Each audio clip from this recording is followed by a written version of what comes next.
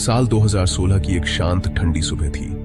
Rhode Island, America के एक छोटे से तटीय कस्बे में सूरज की पहली किरणें समंदर की लहरों पर सुनहरी चमक बिखेर रही थीं। बंदरगाह पर हल्की सी ठंडक थी और हवा में ताजगी घुली हुई थी। हर तरफ शांति थी, जैसे समंदर खुद भी उस दिन के लिए कोई खास वादा कर रहा हो। 22 साल का नाथन कैरमैन अपनी मां लिंडा के साथ समंदर की सैर पर निकलने की तैयारी कर रहा था। नाथन के चेहरे पर उत्साह था और लिंडा की आंखों में अपने बेटे के लिए ममता झलक रही थी। दोनों के लिए यह एक आम दिन नहीं था। यह एक ऐसा मौका था जब वे रोजमर्रा की भागदौड़ से दूर सिर्फ एक दूसरे के साथ वक्त बिताने जा रहे थे। मां बेटे के रिश्ते में गहरा प्यार और भरोसा था। लिंडा हमेशा नाथन के लिए एक मजबूत सहारा रही थी और नाथन अपनी मां के साथ बिताए हर पल को संजोता था।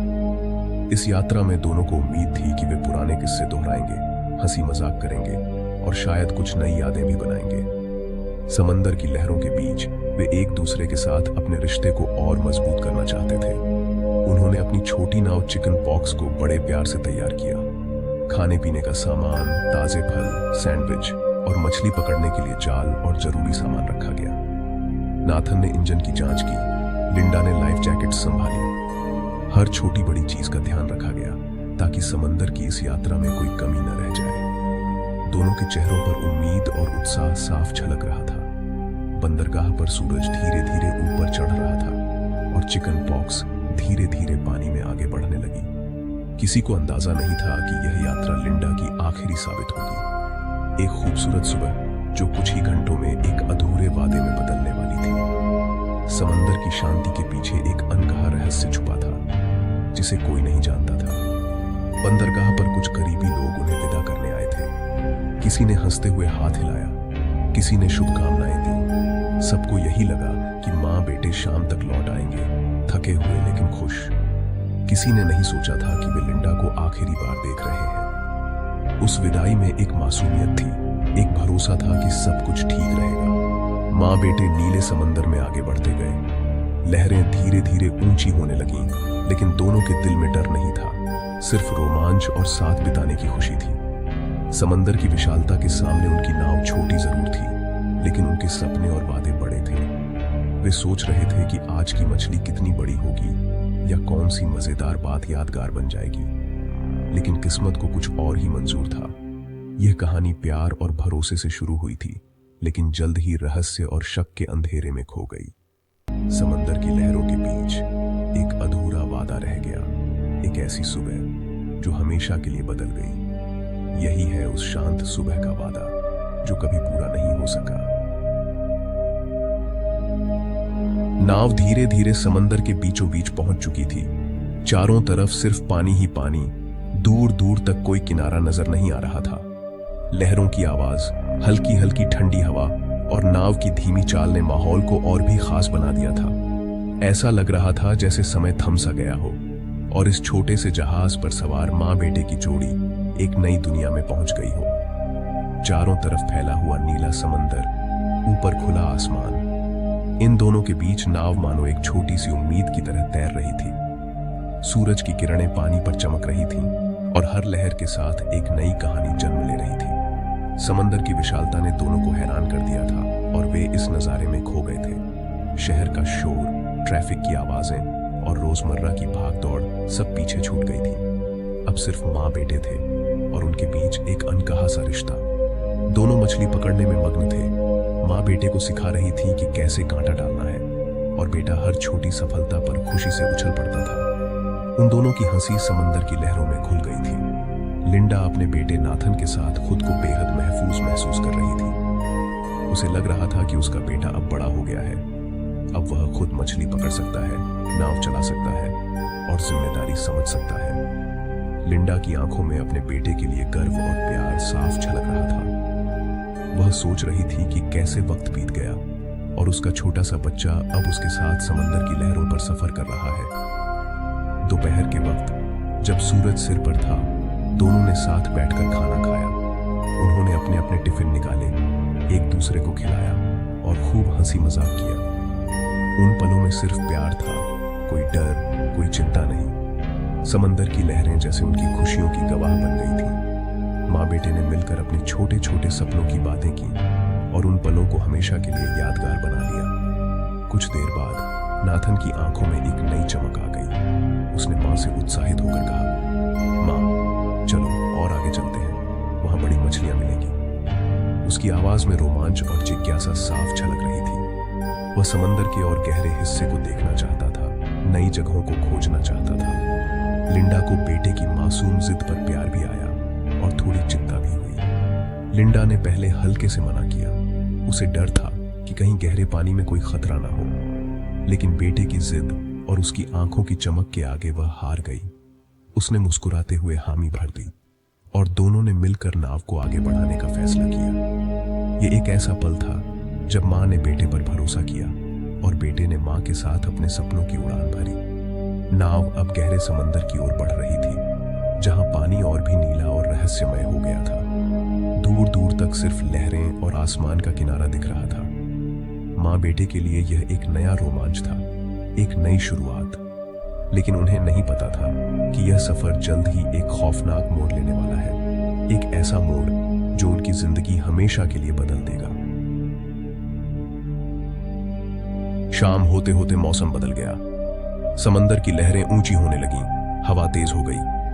नाथन और लिंडा ने वापस लौटने की कोशिश की, लेकिन अब बहुत देर हो चुकी थी। बारिश और अंधेरे में उनकी नाव लहरों के बीच फंस गई। एक बड़ी लहर ने नाव को डगमगा दिया और नाथन की मां अचानक गायब हो गई। नाथन चिल्लाया, मां, मां, लेकिन उसकी आवाज लहरों में डूब गई। नाव डूबने लगी। नाथन ने लाइफ राफ्ट फुलाया और उस पर चढ़ गया। अब वह अकेला था, अनजान समंदर के बीच। मां का कोई पता नहीं था। नाथन 7 दिन तक एक छोटी लाइफ राफ्ट पर अकेला बहता रहा।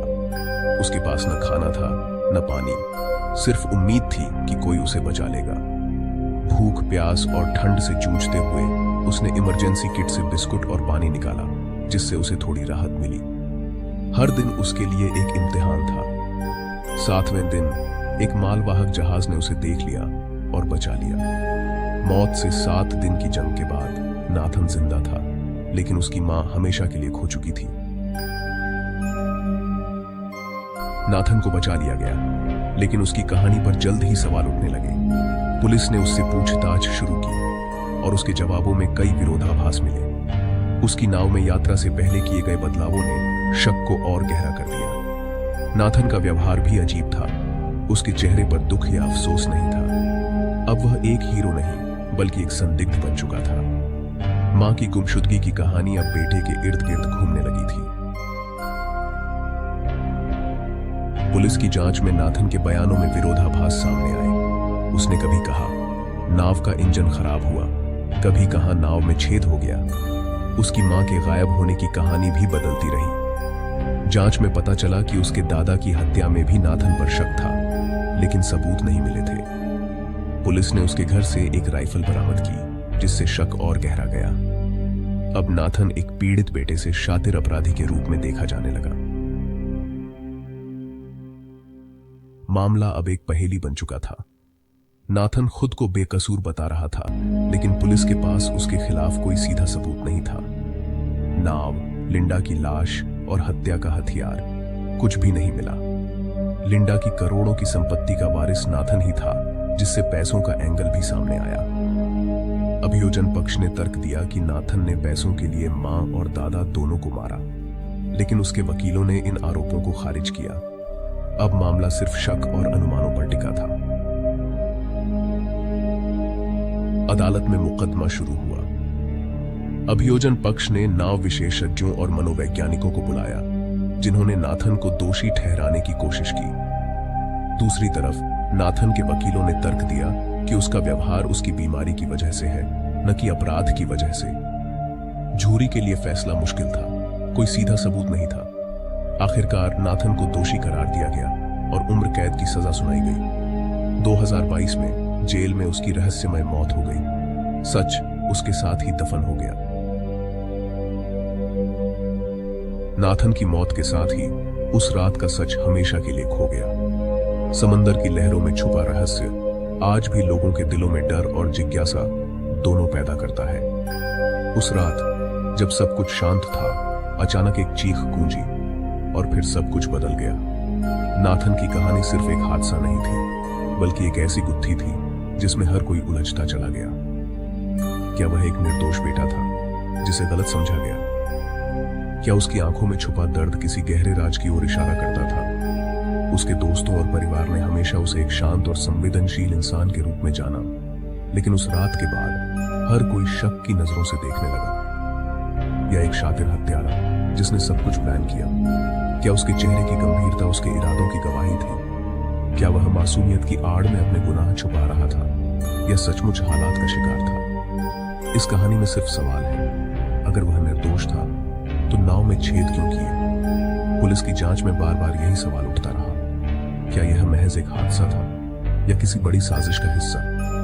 नाव के छेद, खून के धब्बे और बिखरी हुई चीजें, हर सुराग एक नई उलझन पैदा करता।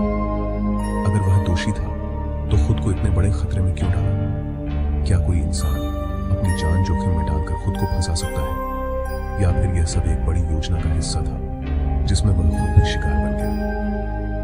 लिंडा की लाश और हत्या का हथियार कभी नहीं मिले। पुलिस ने समंदर की तलाशी ली, किनारे छान मारे, लेकिन कोई सुराग नहीं मिला। लिंडा की गुमशुदगी ने इस केस को और भी रहस्यमय बना दिया।